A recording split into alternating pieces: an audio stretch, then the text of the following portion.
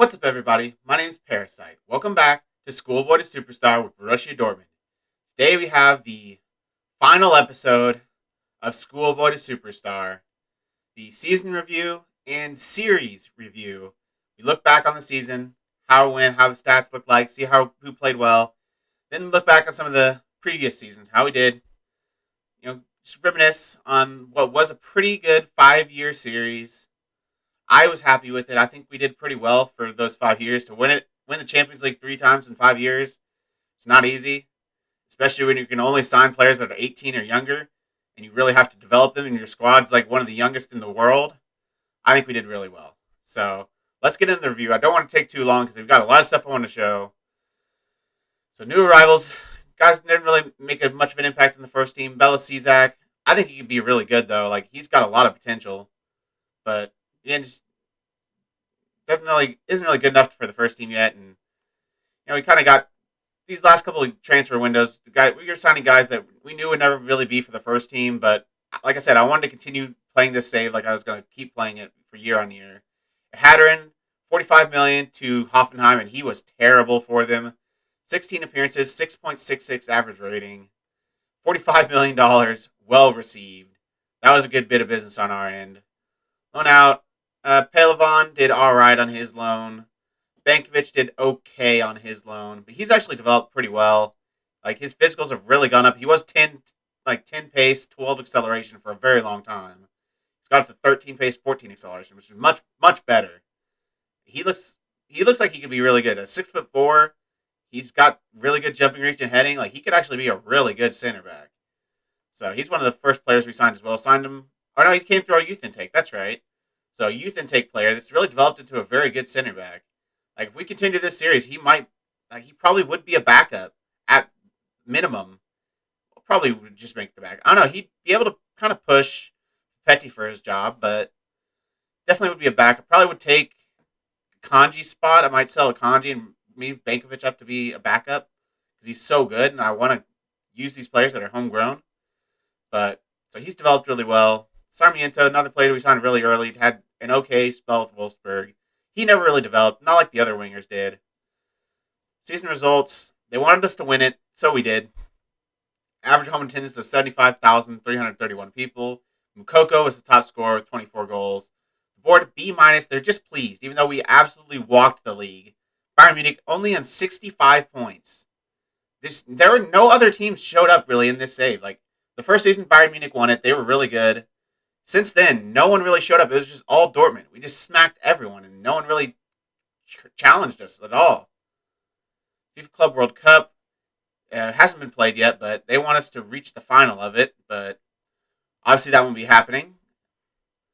Champions League, they want us to reach the final, so we won it. 12 goals for Yusuf Mukoko, top goal scorer.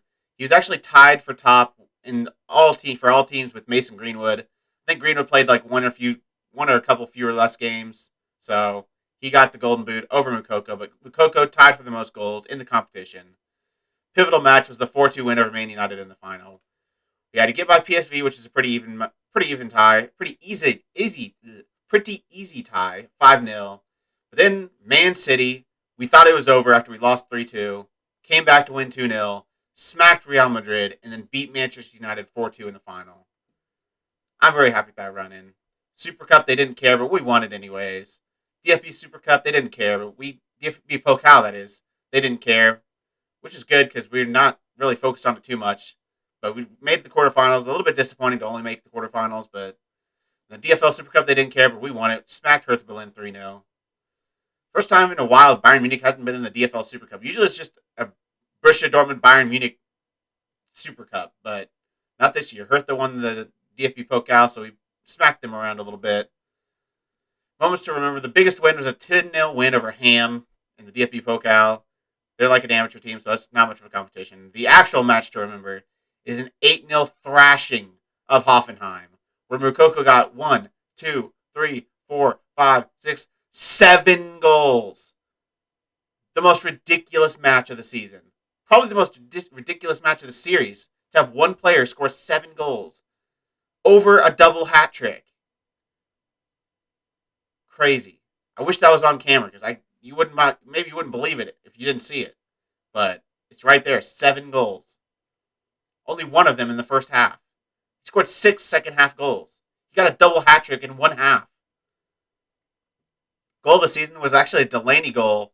That was towards the end of the season, even. It was a nice long range shot in the 93rd minute of a 4-0 win over Leipzig. Let's watch it.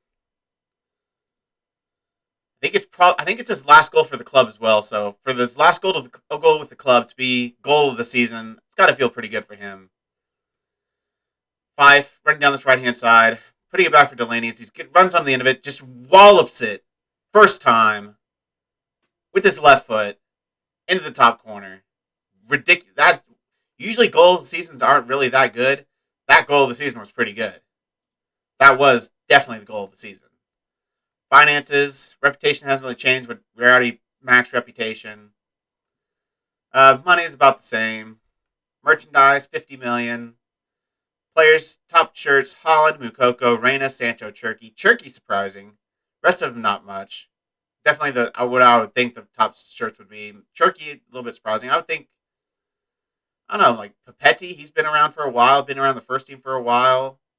Camavinga really probably should be one of the shirts sold because he's ridiculous. This is how we lined up Holland. Well, we switched Holland and Mukoko, but other than that, Nico, Reyna, Camavinga, Guerrero actually left back over Calafiori. That's surprising. Collins and Petty swapped them around. Nets, Vandivort. Pretty much right players, except for Calafiori, but mostly the right players, not quite in the right positions. We actually didn't win any manager award. Have they given the Manager of the Year award yet? I don't think they have. I don't remember it, at least. Gio Reyna was the fans' player of the season. I think that might be the first time he's gotten that. I think it's been Erling Haaland every single season. But Gio Reyna wins it this year. Wins Young Player of the Season. Saw Thomas Delaney's goal of the season. Mukoko is our top goal scorer. Gio Reyna, 27 assists. 10 player of the matches. 7.7 average rating. Eichinger most passes completed per 90. Mukoko most goals in a match, 7 goals. Yeah, that's never going to be beaten. Never. Most assists in a season, Gio Reyna, 27. Most clean sheets in a season, 29 by Martin Vandivort. Worst discipline, I feel like we said that every single year. Most league goals, 142 league goals for Erling Haaland. The highest in Borussia Dortmund history. We won 4 trophies. It was a superb season as they claimed their 4th successive title to back up their preseason credentials. We lost the title in the first year. Bayern Munich beat us out by like 2 points. We won it every single year afterwards. Convincingly for the past couple of years. The overall best 11 I wanted to show. So this is what our overall best 11 for the series is. Calafiori left back. I mean, I'm kind of surprised it's not Guerrero, but he has been really good for us. Zagadou and Papetti, probably right, because Namdi only started like this season. Did he start last season? I think he started last season too, but Zagadou's been a really important player for this defense. He's played a lot for us. Meunier at right back, probably about right. Berkey in net, even though Vandivort's on the bench as a substitute. Berkey's been the star keeper for most of the time this series, so that makes sense. Camavinga, obviously. Bellingham, Reyna. Nico is the new best midfielder on the team, but Bellingham was there for most of the journey. He had a couple of really good seasons, too. Sancho, Hahn, Mukoko. Kind of to be expected. Now, I want to go over the stats for the players. Go to competitions. Go to Bundesliga. Team detailed. Average possession, 11th. Don't care about possession. Yellow cards, second most. 1 less than Werder Bremen. Red cards, 1 all season. Goals, 101 goals. Nearly 40 more than Cologne, who were second. Bayern Munich only on 55. We nearly doubled Bayern Munich's goals for the season. Goals per game, 2.97. Expected goals, 80. So we scored 21 more goals than expected. That is how good our strikers are. Bayern scored 3 more. We scored 21 more than expected. That is how good Mukoko and Haaland are. Took 14 penalties. That's crazy. Scored 9 of them. That's not very good. Only scoring 9 of 14. That's not ideal. Best cross completion. Most crosses completed, which is surprising considering I have worked the ball into the box on. Most goals from corners, 14 corner goals. And we don't have a superstar big defender or superstar big striker. I mean, Holland's pretty big, but he wasn't the guy we were aiming for. We were aiming for our center backs. Maybe we should have aimed for Holland. But obviously, center backs did all right. 14 goals from corners. Direct free kicks, we had 1. Indirect free kicks, 10. Pass completion, passes completed, one of the lowest. Created the most clear-cut chances, 20 more than the next team. Most shots on target. Shot to target ratio, 4th. Conversion rate, the best conversion rate, tied with Cologne. A lot of shots per game. Fouled the most. 4th most dribbles. 4th most dribbles per game. Lost possession the least. Conceded the least again. Oops. 15 goals conceded. Under half of Eintracht Frankfurt's second places. No corners conceded. No direct free kicks conceded. No indirect free kicks conceded. Our set pieces are so good. Expected goals, 19. So we conceded less than expected. So Vandivort was good. Our defenders were good. Mostly it's Vandivort. Mostly the conceding less goals than expected is on your goalkeeper. So that's Vandivort. Conceded from corners, none. Only us and Leipzig. Direct free kicks, none. A few of us didn't concede. Indirect free kicks, none. Only us and Leipzig. 24 clean sheets, 10 more than the next team. Tackles won were up there. Tackles win ratio kind of mid. Blocks pretty low. One possession pretty low. That's because we didn't lose possession much. Least amount of clearances. Mid-table for interceptions. Only conceded 1 penalty. So the only set piece allowed was 1 penalty. They didn't score a single set piece. No one scored a single set piece on us except for 1 penalty that we conceded. I'm guessing they scored it. It doesn't say, but I'm pretty sure they scored it. Least amount of shots against by quite a bit. Least amount of shots on target on bit for quite a bit. Most attendance. Second best. Tied for best capacity. 9 sellouts. Highest attendance. We had the 17th. We made money. 17th least net transfer spend. Only Leipzig made 153 million. Good lord. We made 36 million, and we won the Champions League for the second straight year. Still the second highest salary. It's still Bayern Munich lead us in salary, but we just destroy them in the league. Player detailed. Most goals, Yusufa Moukoko. Erling Haaland 5th with 16 goals. 24 goals by Yusufa Moukoko. Kyle Jorge up there with 9 is pretty dang good. Same for Nico. So Erling was expected 12. He scored how many?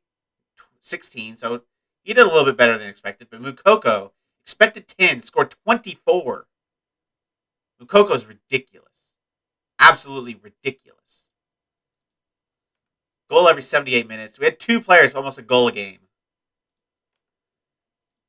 Let's see, what else do I care about? Free kick goals. Gio Reyna scored a free kick. Don't care about penalties. Erling Haaland, 7 of 9. Morissette scored 1 of 1. So only 2 misses for Haaland. Not too bad. Most assists, Gio Reyna, 16. 6 more than Emiliano Buendia. Sancho up there with 8. Guerrero actually up there with 8 for how little he played. That's really good. 5 up there is 6 also with how little he played. That's really good. Nico is 7. A lot of assists. Gio Reyna almost most assists per 90. Just behind Pantic. Almost assist every single game. That's crazy good. Sancho up there. Guerrero, Nico, 5. Kyle Jorge up there. Goals per assists per 90. 121 key passes by Gio Reyna. 7 key passes. Oh my gosh. 7.45 key passes per 90. That might actually be less than last year, but that's still ridiculous. Created 8 clear-cut chances. Nico is 2nd. Don't really care about crosses. Dribbles made. I don't think we have anybody. Julian Brandt, former player. Gio ran up there for dribbles per 90. He's got 17 dribbling, so I'm not surprised. Tackles, I don't think we're going to be on any of these lists. Eichinger up there. 100 tackles won by Eichinger, and he did not play a lot. He only has 12 tackling. He got more tackles than Camavinga? That seems crazy to me. He made 15 starts, 8 sub-appearances, and he got 100 tackles. Wow. Cherky up there with tackle 1 ratio. Petty, Collins, Moukoko. Tackles per 90. Eichinger, one of the best. Reyna actually had a lot of tackles per 90. I said he doesn't have great tackling, but he seems to win a lot of tackles. Mistakes, I doubt we have anybody. Key tackles, doubt we have anybody. Key headers, doubt we have anybody. Conceded, only 9 conceded by Martin Vandivort in 29 appearances. 0.34 conceded per 90. 22 clean sheets. Berkey up there saves held with only, 5 appearances. In 5 appearances, he held 12 saves. Vandivort held 32 in 29. Penalties saved. He did not save the penalty. So the one penalty we got, it was not saved. 85% save ratio. That is ridiculously good. 85%. That's one of the highest I've ever seen. Such a good team. So happy with this team. Now let's go through the schedule. See how the seasons went. Starting with the first season, we started off pretty well. We lost the DFL Super Cup 5-1 to Bayern Munich, so that wasn't great. Actually, the start wasn't amazing. We had a lot of draws to start the season, but not very many losses. We went a long time without a loss in the Bundesliga. Our first loss was in January, in the first season. And we didn't win the Bundesliga. Lost to Bayern Munich 3-0. That really lost us the Bundesliga right there. That 3-0 loss to Bayern Munich away from home. Did we beat them at home?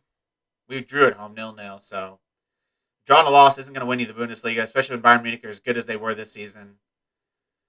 Beat Inter Milan in the first knockout round. Atletico Madrid in the quarterfinal. Barely, 2-1. PSG in the semifinal.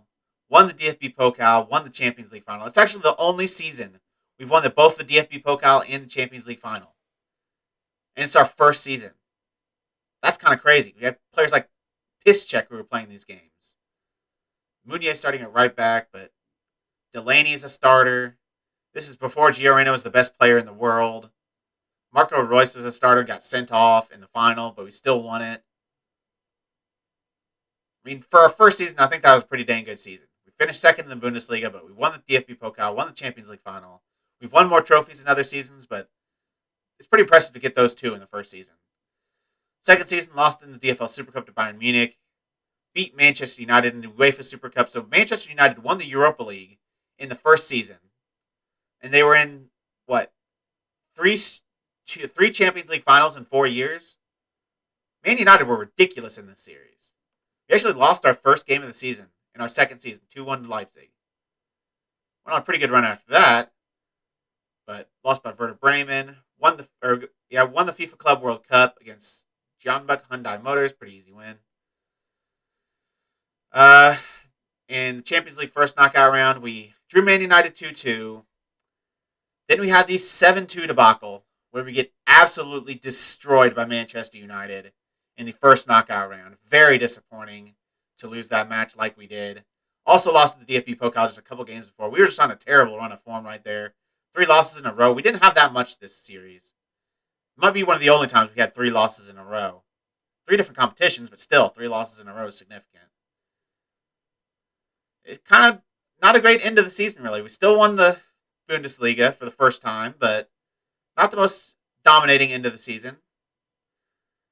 We're in the FIFA Club World Cup that offseason. We lost, to Real Madrid in the quarterfinal.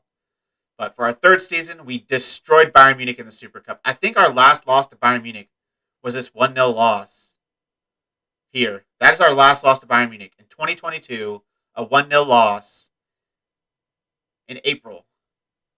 Ever since then, I think we beat them every single time going forward. Beat them in the Super Cup 6-3. Beat them in the league, I believe. Wow, when did we first play Bayern Munich? Right here. 2-0 in the league. Start the season. Really good, ridiculous run at the beginning of the season. Look at all the wins. Start the season off. Lost to Inter, but beat Bayern Munich 3-0 the next time. The first knockout round, beat Olympiacos. Pretty easy draw, 1-6-0. But then Liverpool happened. Lost to Liverpool 4-1 away from home, and Liverpool knocks us out of the Champions League in the quarterfinal this year. So we lost in the first knockout round, year 2, quarterfinal, year 3. Then we made the Champions League final both years after that. We did get to a DFB Pokal final this year, though, and we won it over Hertha, so won the Bundesliga, and won the DFB Pokal, but just did not win the Champions League this season. So we still had the same amount of trophies as the first season. Actually, more trophies because we won the DFL Super Cup. So still a good season, but it only got better from there. I think this was our best season. Season 4. Beat Bayern Munich 6-0 in the DFL Super Cup. Lost to Barcelona pretty early in the Champions League. Lost to Cologne pretty early in the Bundesliga. But after that, look at that winning run right there. Almost an entire screen with no losses. Just a loss to Hoffenheim in the DFB Pokal. Disappointing to lose to them in the quarterfinal, but that's a lot of wins. In all competitions, that's a lot of freaking wins. And it continued for a while until draw to Gladbach. And we beat Liverpool. That was huge. This is beat Inter in the first knockout round, which is big because we lost to them the year before in the group stage. But we beat Liverpool in the quarterfinal. We got revenge on Liverpool. Beat them 5-3 away from home to get through to the semifinal, which we played Atletico Madrid, who we beat again, this time in the semifinal. And then we beat Manchester United in the final, 1-0, to win our second Champions League final. And then that set it up for the last season of the series.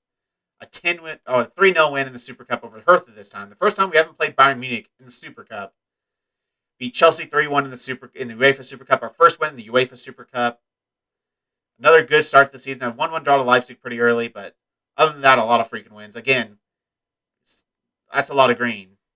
One draw is the only blemish to our record to start the season. Can we go a full page with no? Oh no, not quite. Can't quite go a full page without any yellow or red. Lost to the DFB Pokal quarterfinal again. This time to Gladbach, but just crazy winning run. First knockout round beat PSV. Got an easy draw. Won 5-0. Probably not as convincing as I'd like. I thought it was over after we lost 2-3 to Man City. They were the better team. They deserved the win. But we came back at home, beat them 2-0 to make our way to a semifinal against Real Madrid, who we beat in the first season to win the Champions League final. We beat them 5-1 on aggregate.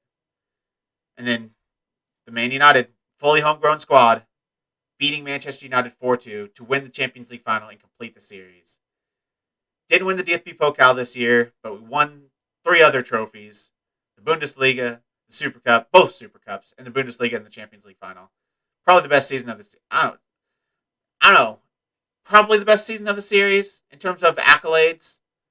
Not the best in terms of points for in the Bundesliga, but all of that's because I played a lot of backups to the end of the Bundesliga. We lost this Werder Bremen game, but how many draws do we have? 1 draw, 2 draws, 3 draws. So I think we only had 1 draw and 1 loss in our 4th season. Let's actually look at that. Let's go to the Bundesliga table. Go to league table. Let's actually go to stages. So first season, 80 points. Bayern Munich 82. Second season, 83 points. Won the league. Bayern Munich 72. So Bayern were a lot worse. We still would have won it the first year with the points we got the second year. Third year, 90 points. Bayern Munich 78. A little bit better season for them, but still not good enough. Not in the 80s. Fourth season, 97 points. Bayern Munich 67. Won the league by 30 points. In the 4th year, 93 points. Bayern Munich 65. Their worst season, and they still finished second, but their worst season in the save. It was just from year 2 on, it was all Borussia Dortmund. 9 points. What's that? 22 points? Or 12 points. 30 points. And 28 points. We were a bit good this series. Now let's look at some award winners. The Ballon d'Or was won by a Borussia Dortmund player every single year. Haaland year 1, Ronaldo and Mbappe backups. Haaland year 2, Ronaldo and Messi this time. Haaland year 3, Mane and Kevin De Bruyne. And then Gio Reyna, the first ever American Ballon d'Or winner. And then Mbappe Salah. Best men's goalkeeper. We haven't looked at this all series, but won every season by Courtois. We never made the list. Not super surprising. World Golden Glove, still Courtois every season. We didn't make the list. Vandivort might have made it this year. Oops. Let's go back to awards. Best men's player, won by a Dortmund player every year. Haaland, again, same as the Ballon d'Or. Haaland the first 3 years, Reina this year. Best under 21 men's player, won by a Dortmund player every year. Haaland, Moukoko, Reina, Moukoko.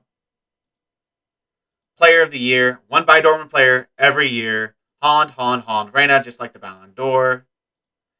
Team of the year, first season, nobody. Probably Haaland should have been in there, but Kane is the striker. Ronaldo on the bench. Second year, Haaland, our only debutant in the FIFA Team of the Year. Third year, Haaland again. Fourth year, Haaland again, but Gio Reyna makes the list.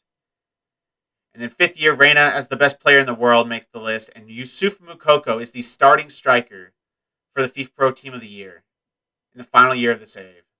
Started the series at 15 years old. By the end, he's the best striker in the world. Goal 50, not won by a Dortmund player every year. First year, Cristiano Ronaldo. Second year, Haaland. Third year, Haaland. Fourth year, De Bruyne. Haaland second, Reina third. And then the next gen, not won by a Dortmund player every year. First year, Reina. Second year, Bellingham. Third year, Moukoko. Fourth year, Moukoko. And this year, Mumni, who's a guy we never actually scouted. Like, he never showed up on any of our scout reports. But he looks really good. Like, if he's 19 years old now, but if we scouted him when he was 18, I would have definitely tried to sign this guy. And then second place, another guy, a guy we were looking at for a while, Gank. He ended up going to Lyon for $28.5 million. Just didn't really need another striker. He looks really freaking good, but we didn't really need another striker, so just didn't end up making a move for him. Maybe should have, but third place, Jorge Andrade, another fullback we never actually saw in our scout reports. Only 5'10", so he's not a center back. He's probably more of a defensive midfielder. 18 tackling at 18 years old. This is a guy I definitely would have signed this year if we could. We definitely could have. So I would have signed that guy probably, or tried to sign that guy. I don't know where he would have played him, but probably defensive midfielder because he can't cross. Okay dribbler, not the best first touch. He's probably a ball-winning midfielder, but I definitely would have tried to sign that guy. Now, let's look at the club list. So we are the most reputable team in the world. Highest rep rating of any team. Liverpool have gone down a little bit. United have gone up to third. Madrid fourth. Bayern Munich fifth because they've had quite a few poor seasons in a row in the Bundesliga. They've not won it in 4 years. I'm surprised they're still 5-star reputation because they haven't won a Champions League either. Next, let's look at Europe. Got a list of everything I want to go through, so let's go to Europe. Let's look at the award winners for Europe. Where's awards? Oh, over here. Award winners. So, best player in Europe, not won by a Dortmund player every year. First year, Kane. Second year, Haaland. Third year, Haaland. Fourth year, De Bruyne, with Haaland second. Reina third. European Golden Boy. That has been won by a Dortmund player every year. Reina and then Moukoko for 3 straight years. 26 goals. 26 goals. 43 goals. Crazy. Golden Shoe, not won by a Dortmund player every year. First year, Lukaku. The last 3 years, Haaland has won the Golden Shoe. I think Moukoko probably would have won it this year. With how many league goals did Moukoko have? See how he lived. 24 league goals and 22 appearances. So if we go to the Golden Shoe, 27 goals last year for Erling Haaland, 29 the year before, 35 the year before. 35 league goals? No, is that all goals? He only had 26. Wait, no. This season. 35. Yeah, he had 35 league goals. Crazy.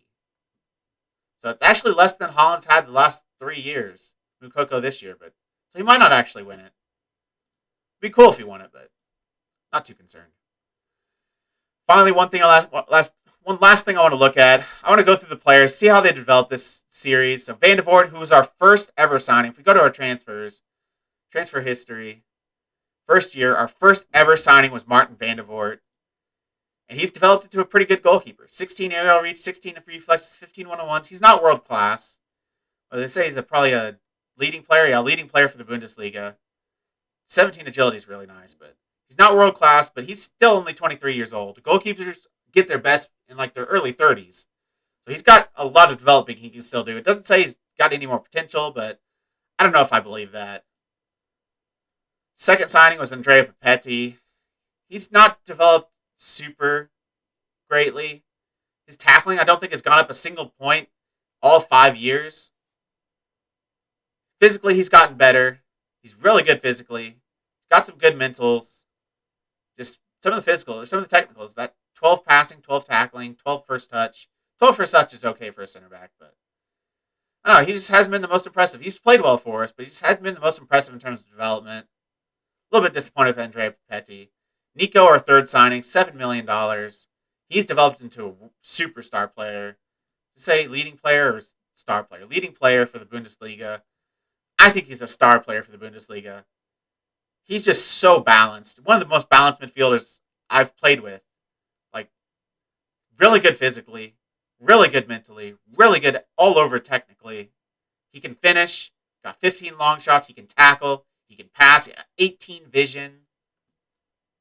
He kind of came out of nowhere and became one of the best players in the team this season. Calafiore is our fourth signing, $9 million. Super balanced fullback. Just like Nico's one of the balanced midfielders I've ever used, Calafiore is one of the most balanced fullbacks. He can cross, he can tackle, he's really good physically, he's got some great mentals, a very good left back for us. Bella Kotchup, a little bit disappointing. He's our fifth signing we ever made. He never really developed.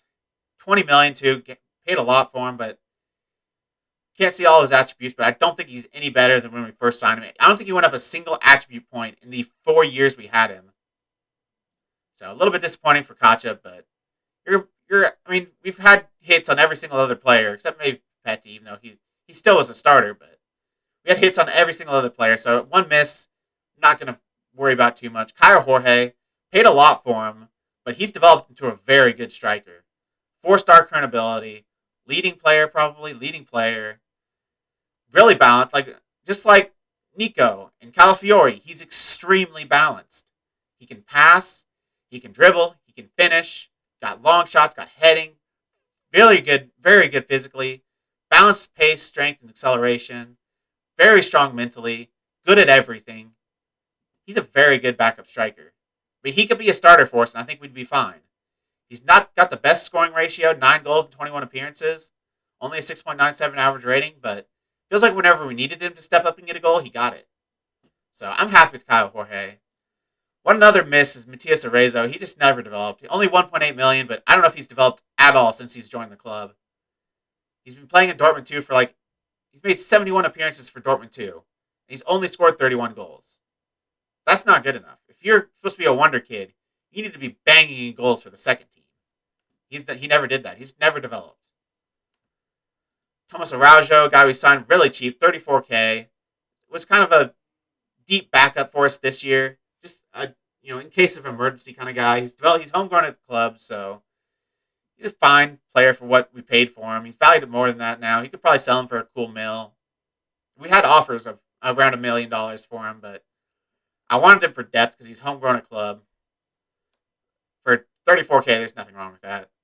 Hatteran, not the best signing again, but we made a lot of money on him. We sold him for $45 million, bought him for $24. Again, he developed a little bit. He had a couple good seasons at the club, but was never quite as good as the rest of the wingers we signed. I mean, he was about as good as Demir was, but I don't know. Didn't impress me that much. Didn't really grow a whole lot. And once we got an offer for $45 million with the wingers we had with Sancho and even some of the young players like Pelivan coming through, he was replaceable. So at least we got money for him. Cherky, $28 million. He developed into a very good backup winger for us. Really, he was like fourth or fifth string his first couple seasons. Like whenever we moved to two strikers, I thought he was going to just completely drop from the team, but he became natural in that right attacking midfielder position, and he held it down. He was the second best player at that position behind Sancho. So I'm very happy with Turkey. He's developed a lot. He's way better. Like his pace and acceleration were not very good. It was like in the 12s or 13s at the start of this save. Now it's up to 1650. Now he's really good physically. With 14 strength, again, really good physical player. Got some really good mentals where he needs them. Got some really good technicals where he needs them. Turkey's a very good player. Nyanzu, Guy we loaned in, got homegrown at club, loaned him in quite a bit. He was a useful player to have over the years. We couldn't loan him in this season. They didn't want to loan him to a rival club, which they did for 4 straight years. So I don't know why they wouldn't do it the fifth year. But he would have been a good depth piece for us if we had him this year. But he was never really a superstar. We feel like it's kind of our fault because we didn't give him a whole lot of game time. But for a lone guy, that's fine. Guys we left, Mateo Mori only left on loan, but he eventually left permanently. No permanent signings that were any of consequence. Early signings in 2021, so couple free signings. Boving, who we ended up selling for a profit, sold him for $7 million. Got him on a free. That's good business. Did he ever play? Made 2 appearances for Hertha, 7 appearances for Hertha, 8 appearances. He made 8 appearances for Hertha. Had a 6.35 in his 2 appearances this year. I think that's a good signing and sale. Canedo became a decent homegrown backup player at center back as well, just like Araujo. So for a free, it's fine to have a backup homegrown player. Maybe one of our biggest signings, definitely our biggest in terms of output. $60 million for Camavinga, fully deserved. Look at how good Camavinga is, an elite midfielder, world class player, world class mentals, world class physicals. Those physicals for a midfielder are nuts. Like I feel like he's almost not getting the most out of him by playing him as a defensive midfielder because like those physicals, he needs to be like a box to box. But the one thing he does, like the reason I had him as a defensive midfielder is because his finishing and long shots are not good. He's not a good player in the box. He's not going to be scoring many goals for you. He scored, what, 3 goals for us? How many in all competitions? 1, 2, 3, 4, 6 goals in 4 years. Let's go back to transfer history. So, yeah, not the best goal scorer, but he does everything else. For 17 passing, 17 tackling, 17 vision. There are very few players that are that balanced, that good in the world, if any. So he's amazing. Well worth the $60 million. Sarmiento never really developed that much. He's developed a little bit more since he's been out on loan. He never really developed in the second team, but since we loaned him out, he's gotten a little bit better, but probably would have ended up selling him on. Valued at $10 million, bought him for 2, so would have gotten a profit. Alcaraz has developed into a solid rotational piece. He's never going to be a star, but he's a guy that can come in and do all right. I'm okay with that signing. Homegrown club. Mio never really became a factor in the first team. He's okay. He's just not amazing. So he just never developed enough to be a major person in the first team. Got it for $3 million though, cheap buy. Arian B got homegrown at club. Ended up moving on to Man City. He was pretty good. He never quite got as much game time as Nyanzu, so he never really developed that much. But I would have liked to get him permanently, but it just wasn't to be. Demir, $23 million, another kind of a disappointing signing. He's developed a lot. Like his attributes look pretty dang good. He just never performed on the pitch. 42 appearances for Poland or Austria, not Poland. 42 appearances for Austria, but never quite did it for us in the first team. Had decent average rating, 7 average rating in 5 appearances, 7.03 in 13, 6.94. Really poor first season, 6.74, but he'd have a couple good games, but he'd have a couple stinkers too. Like he was either really good or decently good or just really, really bad. He was never an average player. He was up or down, very much up or down. A couple other signings that are young players. I don't think I need to go like Lassie Riesgaard. Would have been homegrown at club after this season. Very good player. Regen. The first Regen we signed was Lassie Riesgaard. And I liked Lassie Riesgaard. He was always a useful player. Luka Netz. Lassie Riesgaard is homegrown. Never mind. He is homegrown this year. That's all right. So he's actually homegrown. So he would have been a useful player if we had any injuries. Luka Netz, one of the last players we signed. What I was going for a while, but we finally got his club, finally got him enough unsettled that the club was forced to sell him. He's made 23 appearances for Germany. Pretty good. He's not nearly as good as like Calafiori in terms of balance. Really good physically, though. The pace, strength, and acceleration and agility. Really good mentally. He's got some areas where he's a little bit low in terms of composure and concentration. He's got others really good numbers there. And technically, he's never been amazing, but he's done the job. So I'm very happy with Luka Netz. there's just not a whole lot of right backs that are 18 years or younger that you can ever sign that can be anything for the first team. So to get Luka Netz, I think that was a good signing. He's left-footed mostly, but he's got a strong right foot. He's been fine at right back. That's really our last signing. The rest of them are just regens that never really got a whole lot of first team football. Uh, Bortolotti ended up selling on for a profit. Morissette became a useful player in the team. Maxloff Bader, quite a bit of money, but he is actually a pretty decent player. Pino as well. All these guys kind of made it in the first team, or around the first team. Did you make any sales the second year? Big sales. Hummels for $42 million. I think that was a good sale. He's now 36. He's at Hoffenheim. Arsenal played him for 2 years. He played really well for them, but then he left on a free to Southampton. They went for $5 million to Hoffenheim. To get $42 million, I think that's a very good deal. Torgan Hazard, $28 million. He just never really did it for us. Never had a very good average rating. 6.7.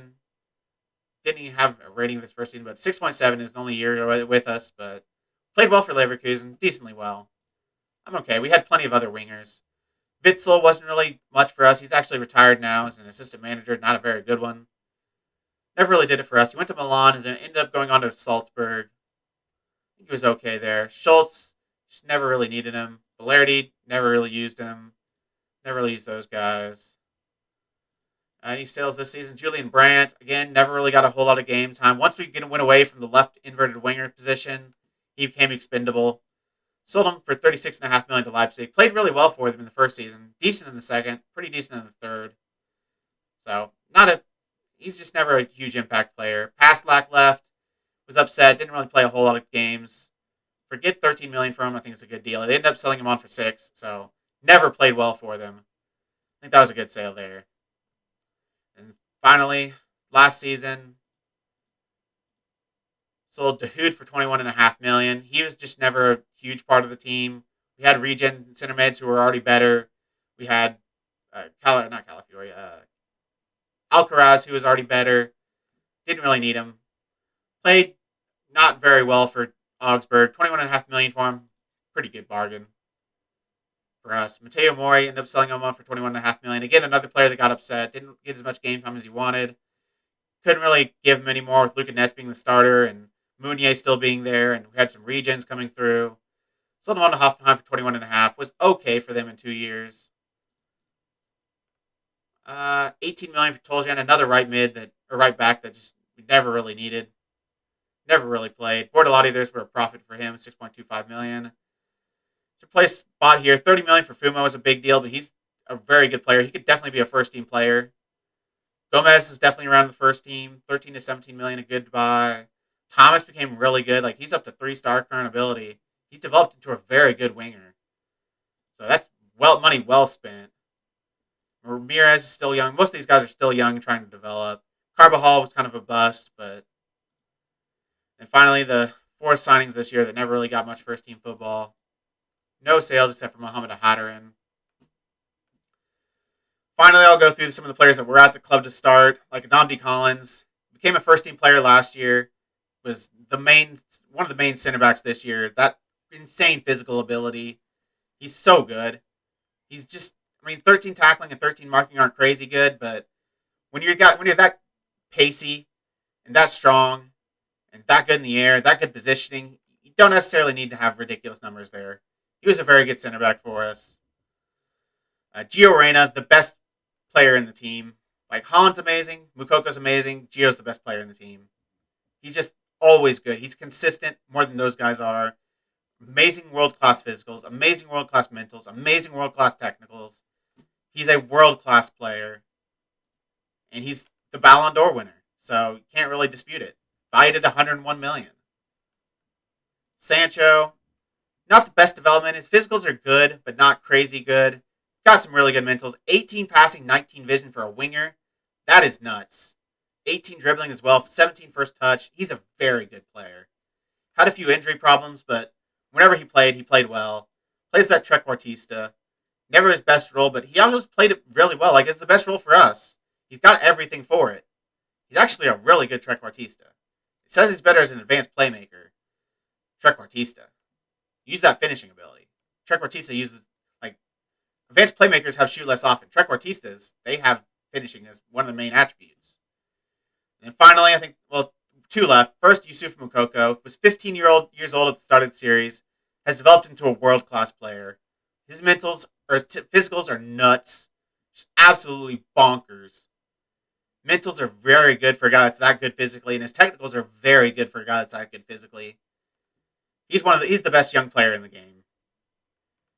And finally, the last one was a little bit of a disappointment. Jude Bellingham just never developed a whole lot. This is not very far off from where he started the series. He had some good seasons. He had some very poor seasons. Ended up being benched for Nico. Just never really developed. I was kind of disappointed in Jude Bellingham. I mean, he had a really good year in 2023, 7.4 average rating. Really good year in 2022. He's been good for us. Except for the first year. He's been good. He just wasn't as good as Nico. I mean, 8 goals, 10 goals. This is 2 really good seasons, but this season only 5 goals, 6 assists. That's decent, but 2 goals, 3 assists. He just didn't do it this season. A little bit of disappointment. So that's it. That is the end of Schoolboy to Superstar. I think I've shown you everything I wanted to show you. Everything I could think about. I think this has been a long video. So I'm glad you've joined me for this series. I had a lot of fun with it. Hopefully you enjoyed it. That's going to be the end of it. The last episode of Schoolboy to Superstar is over. If you made it this far, why don't you like the video, subscribe, and click the bell. The links to all my socials and my Twitch are in the description. I really appreciate all your support. Thank you all for joining me, and I'll see you next time.